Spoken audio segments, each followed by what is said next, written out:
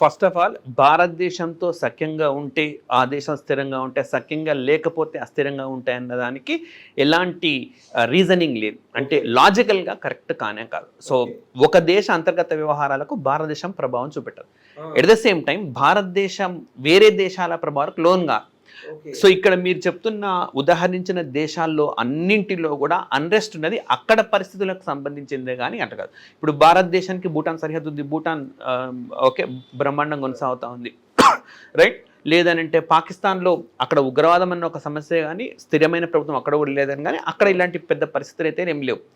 So అట్లా దీనికి ఆ విషయాలకు అసలు ఏమాత్రం సంబంధం లేదు. ఆఫ్ఘనిస్తాన్లో మనకి ఎప్పుడైతే ఈ ఉగ్రవాద సంస్థలు యాక్టివ్గా పనిచేసినాయి, నాటో బలగాలు వచ్చి 2001 నుంచి దాదాపుగా 2021 వరకు ఆఫ్ఘనిస్తాన్లో తిష్ట వేసి అంతకాలం 21 సంవత్సరాల పాటు అక్కడ ఉండి ఒక స్థిరమైన ప్రభుత్వాన్ని కానీ ఒక డెవలప్మెంట్ యాక్టివిటీస్ కానీ చేయకుండా ఒక్కసారిగా అన్ని బలగాలు నిష్క్రమించడంతో ఆఫ్ఘనిస్తాన్లో మళ్ళీ ఏ ప్రభుత్వాన్ని అయితే, ఏ తాలిబాన్ల ప్రభుత్వాన్ని అయితే కులదోసి అక్కడికి నాటో బలగాలు ప్రవేశించినాయో మళ్ళీ వెళ్ళేటప్పుడు వాళ్ళకే అధికారాన్ని అప్పగించి వెళ్ళినాయి.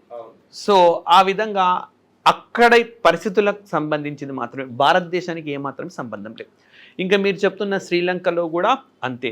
అయితే ఒకటేంటనంటే భారతదేశంతో ద్వైపాక్షిక సంబంధాలు కలిగి ఉన్న దేశాల మెల్లిమెల్లిగా చైనాతో సత్సంబంధాలు ఎంపిక చేసుకున్న దేశాలు ప్రాబబ్లీ ఒక ఉచ్చులో అయితే బిగుసుకుపోతున్నాయి. సో మనకు చైనా దేశము బెల్ట్ అండ్ రోడ్ ఇనిషియేటివ్ అని చెప్పి ఒక డెవలప్ చేసింది. సో ఈ బెల్ట్ అండ్ రోడ్ ఇనిషియేటివ్ అన్నది మనకు 3 ఖండాలు దాదాపుగా 150 దేశాలను అనుసంధానం చేస్తూ వెళ్తుంది.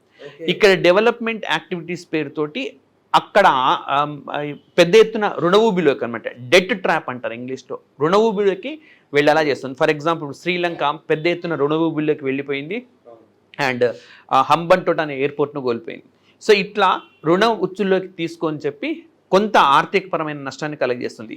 అవి కూడా ఉద్యమాలకు అది కూడా ఒక కారణం తప్పనిస్తే భారతదేశంతో సఖ్యంగా ఉండకపోవడం అన్నది అక్కడ ఎంత మాత్రం లాజికల్గా కరెక్ట్ కాదు. రైట్, అది